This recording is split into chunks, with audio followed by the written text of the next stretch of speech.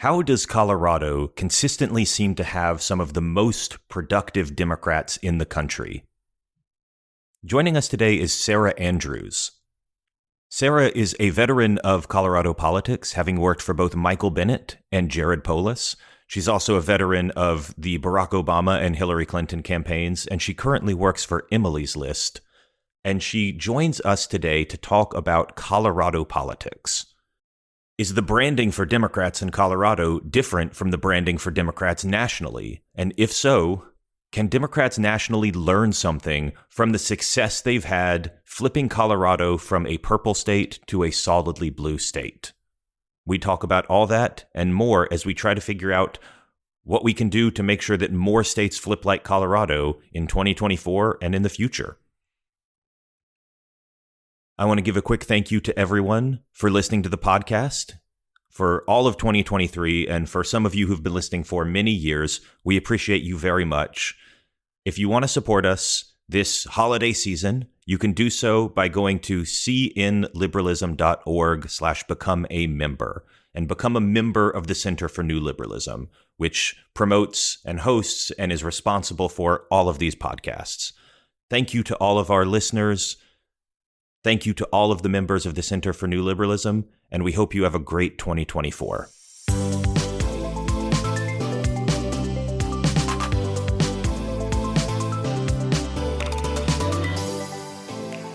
Welcome, everyone, to another episode of the New Liberal Podcast, part of the Center for New Liberalism. I'm your host, Jeremiah Johnson, and joining me today is Sarah Andrews. Sarah, welcome to the show. Thanks, Jeremiah. Excited to be here. All right, so today we're talking about Colorado and hopefully expanding that to be a conversation about what works for Democrats more generally. But Colorado is a very interesting case study, and I think we can learn some things from it. And I guess my first question is, can you give everyone a little bit of a sense of your background in Colorado politics? How did you get started in politics generally? And how did you kind of wind up running, gubernatorial campaigns in a really, really interesting state for Democrats? Yeah, sure. I mean, this is a very long, could be a long-winded question, but I'll try to keep it concise. So I actually grew up in the Northeast in rural Vermont, but I came out to Colorado a long time ago. I'm going to say my age for college, and so I have moved around a little bit since then to different states to work on various campaigns, but inevitably ended up back here in my favorite state, which is Colorado. So I originally started working in politics I like to say, as an Obama kid. I dropped out of college to work on the Obama campaign like many, many other young folks did at the time. And I really, truly did find my calling. I like to say politics is a calling. It's not a job. Even though now we all, us millennials have been doing it for a long time, and it is a job and we get paid for it. But at the time, it's all I wanted to do. I didn't even want to go back to school. I was studying political science at the time, but really felt like I wasn't learning how political structures actually interacted with everyday life until I became a field organizer and, like I said, dropped out of school to my parents' dismay. So long story short, I ended up going back to school. I graduated. I moved to DC. I've done a lot of different things across the country and back in the state, both on the federal and state level on the policy side, as well as on the campaign side. So worked for Senator Michael Bennet on his official team doing some rural policy here in Colorado. I've also worked for Hillary Clinton, was on that long, sad campaign at the end. And then I inevitably actually ended up working for Governor Jared Polis before he became governor. So I ran the coordinated campaign in 2018 and then went over to his official side office and ran the Office of Economic Development and International Trade. And he asked me to run his reelection campaign a few years ago, and I couldn't say no. I couldn't resist. So like most campaign junkies, I got the campaign bug again. And so I currently actually am working at Emily's List in more of a national role. I work in the federal and gubernatorial campaigns team. I run all of our campaigns in the West, which is another thing we can talk about another day, Jeremiah. But it's really interesting to have this perspective of Colorado politics and then being able to bring this unique perspective of, how we've been able to succeed so much here in Colorado to other states in the West. Absolutely. I mean, I've been fascinated by Colorado for a long time, and longtime listeners of the podcast will know. They will have heard me talk about this. But let's introduce Colorado as a state, because Colorado has changed a lot. And even, if you've been there since the mid 2010s or whatever, even since then, I feel like it's changed a lot. Certainly since, the George Bush days, when I think Bush actually won Colorado. If not both times, he won it at least once.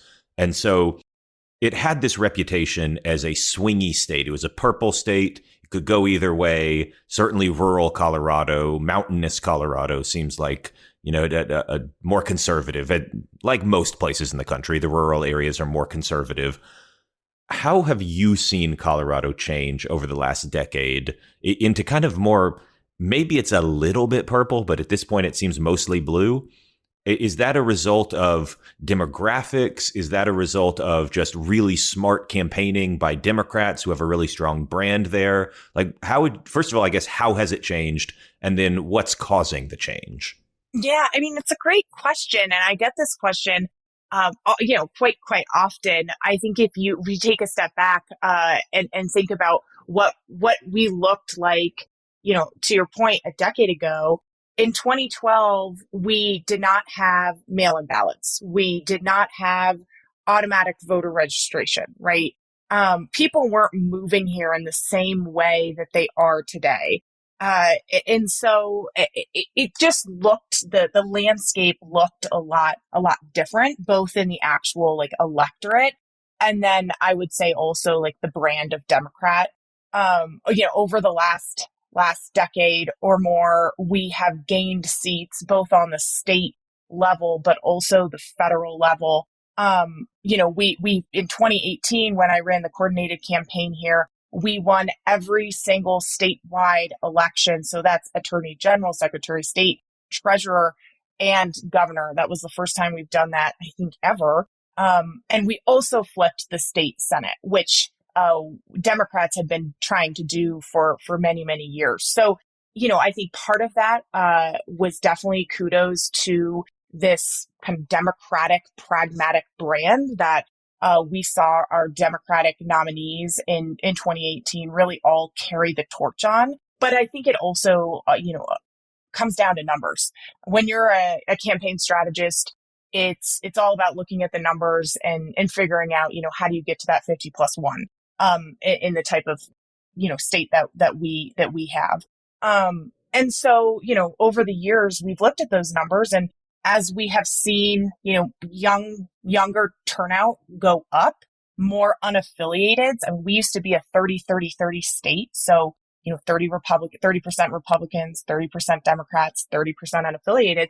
Just, last year, so over a 10-year span, we have now 46% unaffiliated, 25% Republican, and 28% Democrat. Now, that was from last year. I don't know. It's probably even in unaffiliated. I wouldn't be surprised if they have increased even more over the last year. As someone who also works in national politics, do you know if that's also a trend nationally, that the rise of unaffiliated voters? Absolutely. I mean, and we're seeing this nationwide in all the states I work in, and particularly the West, right?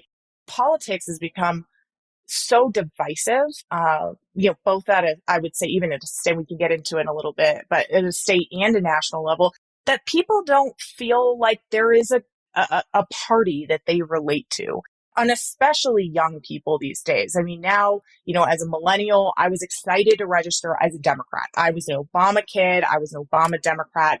I think young kids, Gen Z folks in college, they're like, well, I don't really relate to the Democrats, or I don't really relate to the Republicans. They're both, they're both bad. So we are seeing this trend across the country. And then the $1 million question is, how do we speak to that center, those independents, unaffiliated folks? And I think we have a little bit of the answer here in Colorado. It was interesting that I heard you mention mail-in ballots and universal registration there. Do you think that that's actually played a role in kind of the bluing of Colorado? Oh, absolutely. I mean, when you look at, mail-in ballots, um, increasingly those are Democrats. Democrats vote, and unaffiliateds vote with a mail-in ballot, especially here in Colorado.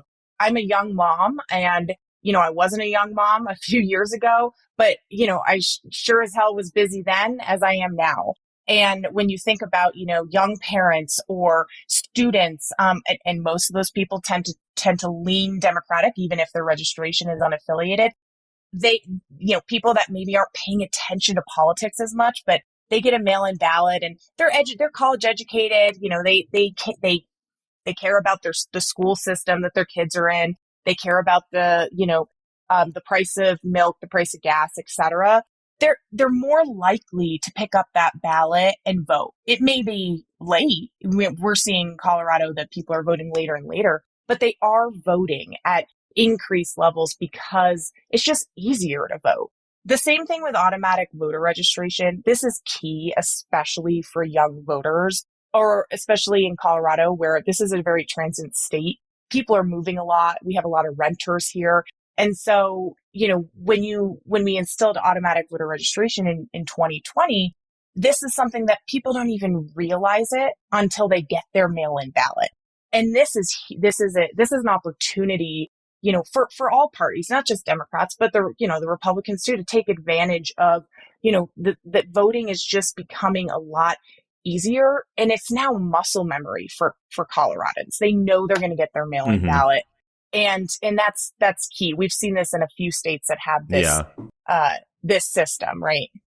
It's interesting you say that because I've heard that argument before, and this is part of a broader argument. I think that like increased turnout helps Democrats. That was conventional wisdom for a long time. I think that Democrats have a lot of unaffiliated or just low attachment voters, and sometimes this was minorities. Sometimes this is young people who don't vote at high rates. And the theory is if turnout is way up, the turnout game helps Democrats. And there's probably some truth to that. But I've also, I've seen pushback against this theory that like actually in the age of Trump, and the more and more that like Democrats are the party of college educated people, that turnout could actually end up helping Republicans and like getting those low attachment voters who might not vote if not for universal registration and mail-in ballots, that sometimes those are Trump voters now who otherwise have never been voting and, are not college educated. And I don't know if I have the answer to this. And I should say that I think making it easier to vote is probably a good thing, regardless of which party it helps. But it's interesting because I've kind of seen that argument be pushed both ways. It is interesting you bring this up, and this is something that, especially in my work at Emily's List, and when we're talking about abortion being on the ballot, whether it's in the form of a candidate or in the form of ballot initiatives. Here in Colorado, we're going to have a ballot initiative about enshrining the right to abortion in our Constitution. And this, I have not seen polling on it, but I can imagine that there is potentially, some backlash from the Republicans on the, MAGA extreme Republicans who don't want to see this happening in Colorado. So how much does that actually drive turnout as opposed to driving turnout on the other side for Democrats and unaffiliated that want this? And we know by the numbers that it is incredibly popular, especially in a state like Colorado, where we believe in protecting our freedoms at a level that, I think is unmatched to some other states. And so it will be interesting to see how this plays out over the next few years. And to your point, I don't have the answer. I don't think we won't really know right until next November. It'll be interesting to see how that plays out. But, I do believe though that the divisiveness of our politics right now, both in the state and nationally, it does drive turnout on both sides. Now, who ends up coming out on top is to be determined, but it's an interesting question, and I'm sure there's people that are a lot smarter than myself trying to figure this out. Yeah, and you mentioned abortion in there, and certainly abortion has had a really good record on the state level since Roe v. Wade, nearly undefeated, I think, in terms of preserving access or enshrining a constitutional right in some different states. But that's a different conversation. Maybe we have that conversation another day. You did mention also the kind of brand of Colorado Democrats. That there's this really interesting kind of Colorado Democrat. And I am not someone from Colorado. I am kind of an observer on the outside looking in. I'm from New York. And so everything west of the Hudson River is strange and confusing to me. But, looking in from the outside, it does look like, Jared Polis is this really interesting Democrat. He's described himself as a libertarian Democrat at some points, and he's very different than many other national Democrats. And the senators from Colorado, whether it's Hickenlooper or Bennett, they seem to kind of be in that moderate lane. In moderate is in air quotes, because I don't think moderate is usually a great descriptor. But that kind of lane of, they're not like far left. They're not running in the Bernie Sanders lane. They're not even in the Elizabeth Warren lane. And yet they still have big ideas. They're still trying to get things done. Michael Bennet was the champion of the child tax credit. And all of this is very interesting to me as an outsider. It makes me wonder, how would you describe the brand of Colorado Democrats? Is it a specific thing? Is this a real phenomenon, or am I just seeing something? How would you describe the state of the party in Colorado?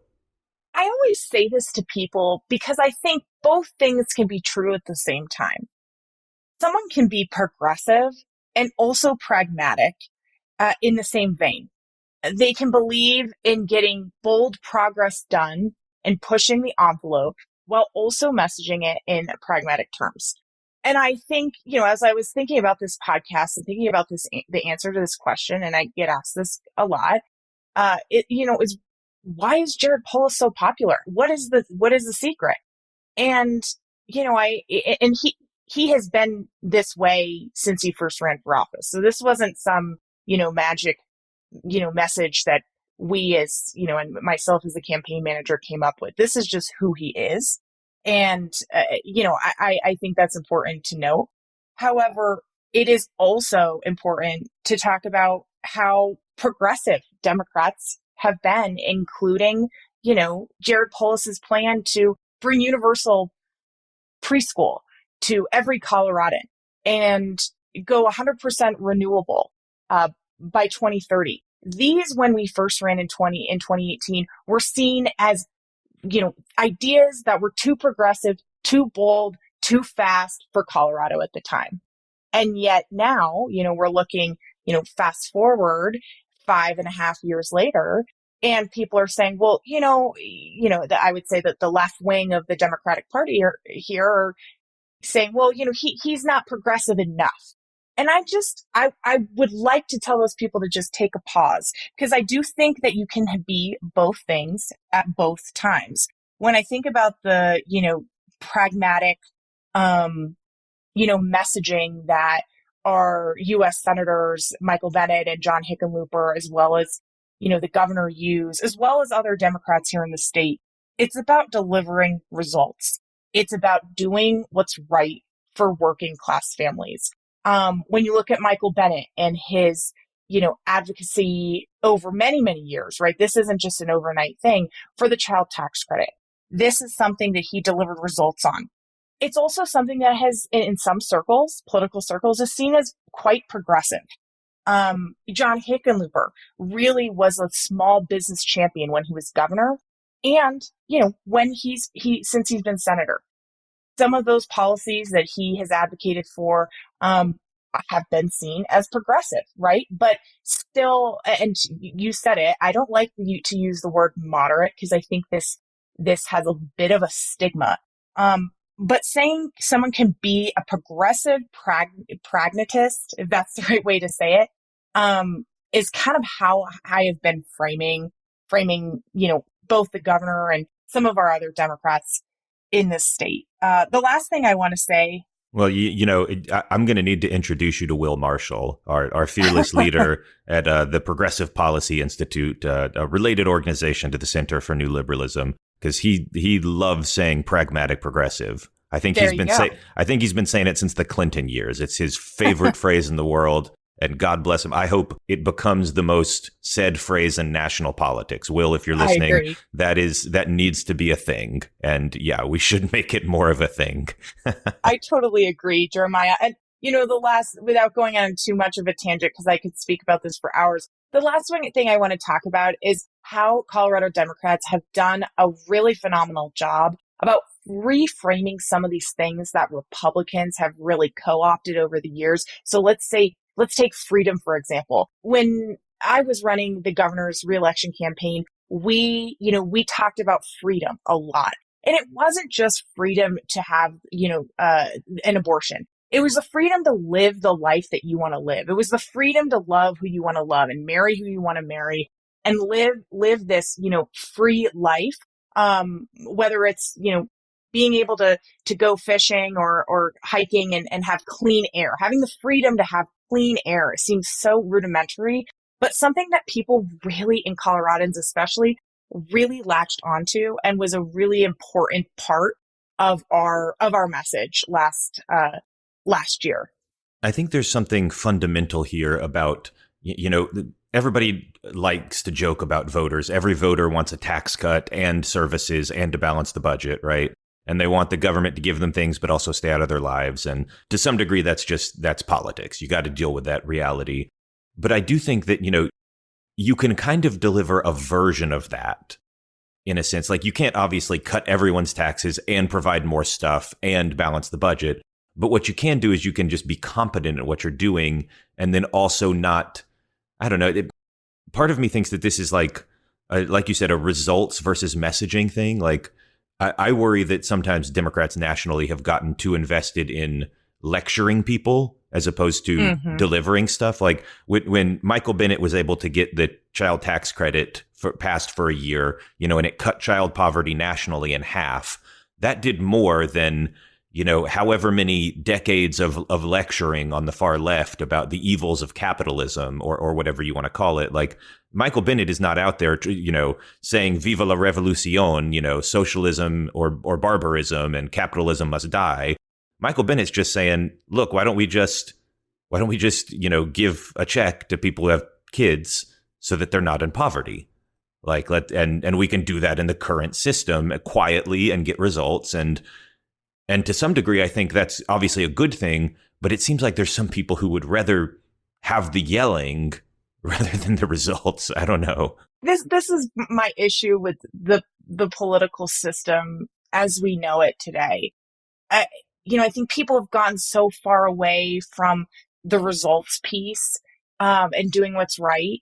And let's talk about those things together, right? That you can do what's right and also deliver results at the same time.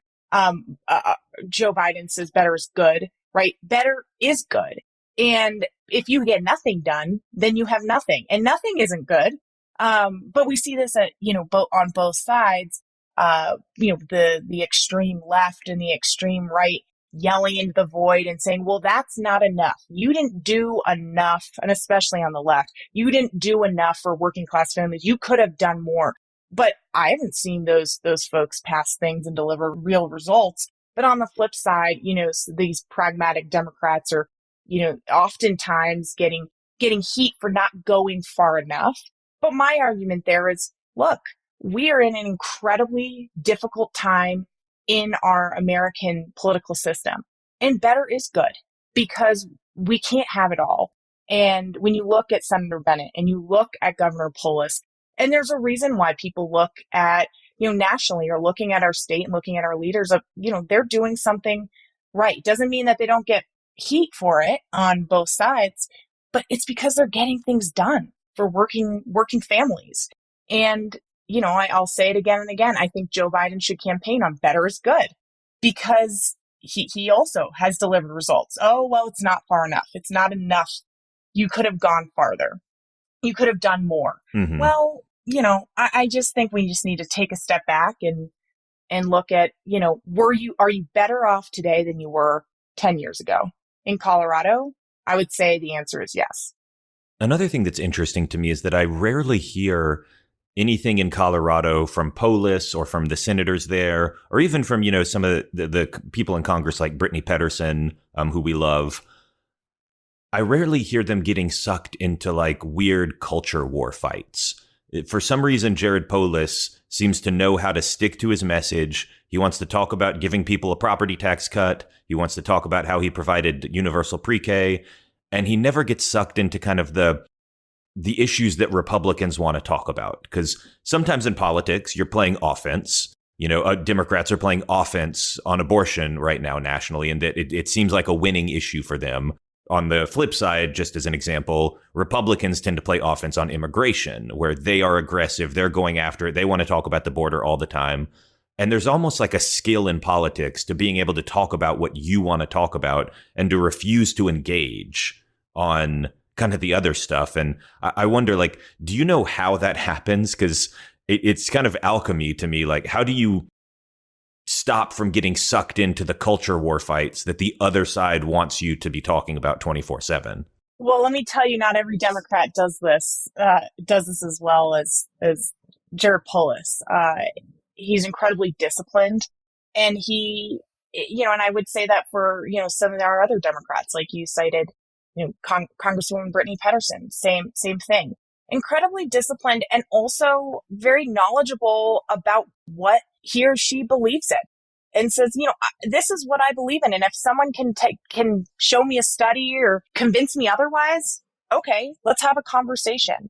But let's also not stray too far from, again, the reason why we are elected officials and the reason why we are here today, which is to deliver results and do what's right for Coloradans. And to me, it comes down to those two simple things.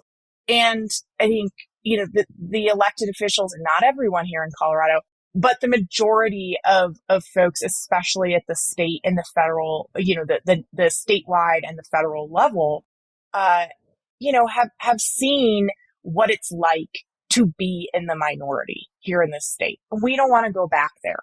And so, I think it's important to just stay disciplined to message and also stay disciplined to what you believe in. And not only the governor, but other folks here in the state have, I think, done a good job at that. You did mention something interesting there. You said, especially at the federal level. And so that leads me to ask, well, what's going on at the state and local level? And obviously, like, statewide elections means the governor, the two senators. But what about local Colorado Democrats? Do they kind of have the same strain of pragmatism, or is it a little bit different there when you're talking about like state assembly members or state senators or mayors of different cities? Thanks, Jeremiah. I think that's a really interesting and important question. And we're seeing it not only, in Colorado, but at the national level, that the divisiveness on both sides, the Democratic left and the Republican right, it's a circle, and the extremes come back and meet each other. And we're seeing this on the local level. I'll give you an example of last year, we lost 10 school boards to the Republicans here in Colorado. At the same time, we won the gubernatorial election by nearly 20 points. So that shows you that there is still some organization and some passion at the local level, on that side. And then you also see on the Democratic side, when you look at our state legislature, there is a cohort of the Democratic Party that is calling out other Democrats. It's saying they are not going far enough. They are not progressive enough. And because of them, we are not able to help, enough Coloradans. And I always, urge those folks, if they're listening, to remember going back to, you can be pragmatic and you can be progressive at the same time. And we need to be careful about the rhetoric we use on both sides, because there are extremes in the spectrum of our political party here in Colorado. We have done and we have worked so hard to get where we are today, and I do fear that, for lack of a better word, that we will end up actually losing seats due to extreme backlash on both sides of the spectrum. Yeah, I mean, look, I think this is a common worry all across the country, not just in Colorado, but at the local level, you tend to have more crazies, and just I will not, put that on either party. I think that's just a function of local politics that there's not as bright of a spotlight, and so sometimes people sneak in there who are just a little wacky or who say things that they maybe haven't thought about all the way through. And the lower level you go, the more that is apparent. And so, I think every party statewide in the entire country deals with like, how do I control my crazy local members? God knows at the GOP level, state level GOPs are terrifying if you actually look into what they're saying. But Democrats are not immune from that phenomenon either, I think. Yeah, I that's exactly right.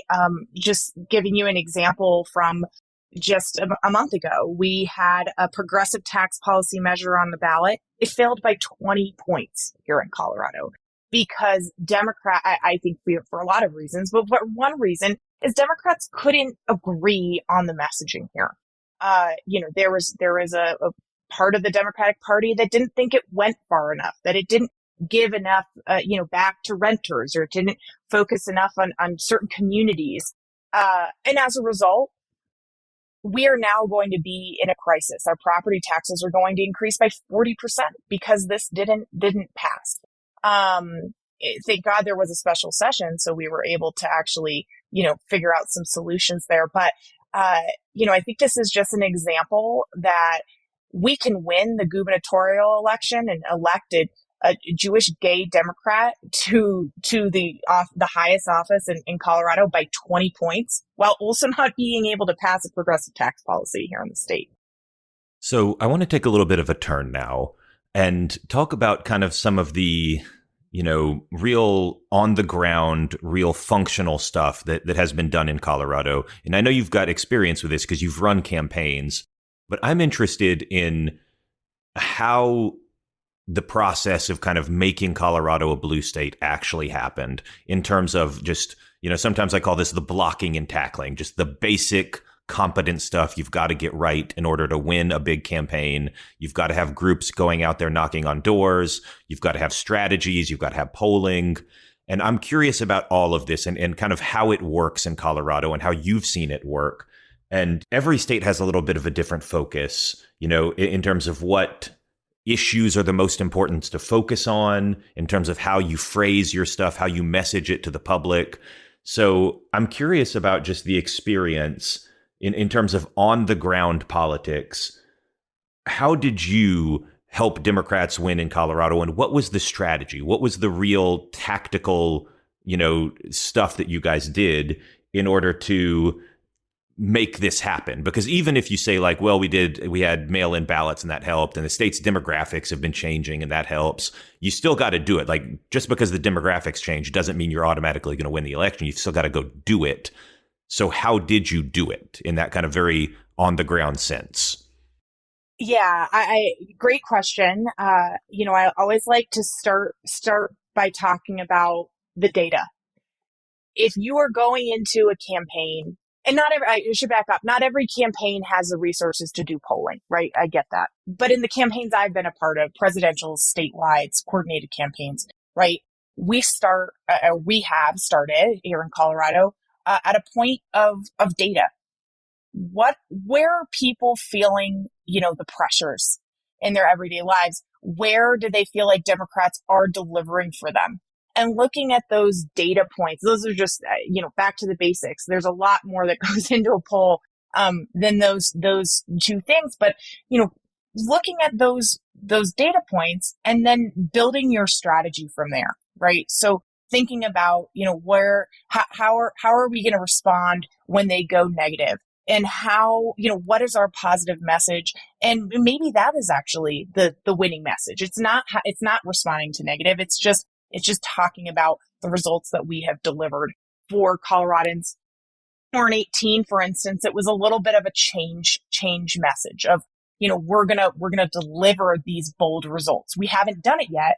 We're gonna go out there and do it. And then, for our reelection, it's more of touting those, the accomplishments that that we delivered for working class families across the state. Well, and are there any particular issues that in Colorado play bigger than they do nationally? Because every state has different stuff, like just one of my favorite examples is that like Mary Peltola, one of my favorite things on it's my favorite shtick on politics Twitter is that she's always talking about how she's pro-fish. And like, it's a big thing where she's from. I don't even necessarily, like, I'm not from there. I don't even know what pro-fish means, but she's always talking about it and I love it. But just as an example, that's one of them. Are there any things like that in Colorado where like, this is a big particular thing that you've got to have a stance on here? Yeah, the other thing I'll say, I worked with Mary Peltola, Fish Family and Freedom is the shtick, and I absolutely love it. I think when she's talking about fish, it's really talking about the economy, and that goes back to Colorado. And this is not a national thing, but in Colorado, and especially, I can talk to my experience from last year, and then I do want to get back to some of the on the ground tactics. Is we talked about saving people money. And some people said, well, you're talking about saving $20 on a park pass or, a little bit of a tax credit or, all these, but those little things add up and people feel that. I mean, you hear about, you see that the polls with President Biden, and people don't know what inflation is. They don't understand how that affects their daily life. They're looking at the cost of eggs and the cost of a gallon of gas. And so in Colorado, not only last cycle, but in previous cycles, talking about kitchen table issues, which oftentimes I would say the Republicans have been better about talking about. But here in Colorado, we have made an effort to get back to the basics, because those are the things when you are, back to what I said at the beginning, if you're a busy parent or you are, working 3 jobs, those are the things you care about. You don't necessarily care about the whatever culture wars or, things that are happening at the state legislature. You often don't even know who your state legislator is. What you do care about is who's going to make sure that you're going to be better off tomorrow than you were today. And, I think on the messaging piece, we framed that and the last campaign I was on and others based on the data. And the other piece I want to just talk about is coalition building.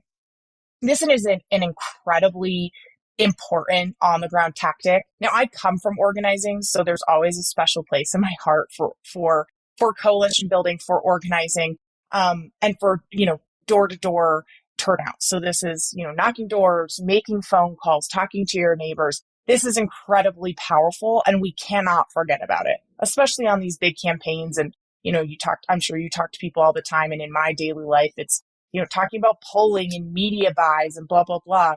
Well, at the end of the day, you get on average, it takes 7 to 10 touches for someone to turn out to vote. Now, this could be a touch on the TV, a radio ad someone listens to, but it could also just be someone talking to their neighbor or, someone at the PTA talking about their local school board elections coming up. And so building a broad coalition, and here in Colorado, it's, we've increasingly talked about young voters, voters of color, right? Rural voters. Democrats have done, I think, touting my own horn. And in 2018, we did this especially in order to flip a lot of those seats from red to blue, is we built that broad coalition. Now, it took time, but we built that broad coalition using that messaging, that Jared Polis messaging that I would say has turned out pretty well for us. So with all that in mind, we've been talking about kind of the nuts and bolts, really, of how you run a campaign and how you actually convert on some of these advantages that Democrats have in Colorado, whether it's, Colorado's becoming more racially diverse over time, certainly over the last couple decades, or whether it's, mail-in ballots, but you've still got to convert that advantage into a real win. We've been talking about the nuts and bolts. We've been talking about messaging and strategy and all that. And naturally, the statewide success that Democrats have had in Colorado, converting it from a purple to a blue state, and having such a pragmatic brand of Democrat that focuses on getting things done, is there something that the National Party should learn from this? And I'm okay with an answer either way. Like if the answer is yes, and there's all these examples, here's what we need to learn. That's one thing. I could also hear some people saying potentially no. Well, Colorado just, it changed blue for its own idiosyncratic reasons, and Democrats in Texas honestly aren't going to get any value out of that. Maybe that's true too. I don't know, but as somebody who knows the state better than I do, and who has now kind of moved on to a more national role in kind of political organizing, do you think that there are things national Democrats or just Democrats in different parts of the country should learn from the experience in Colorado? I mean, the simple answer to your question, I think, is yes, right? I think absolutely yes.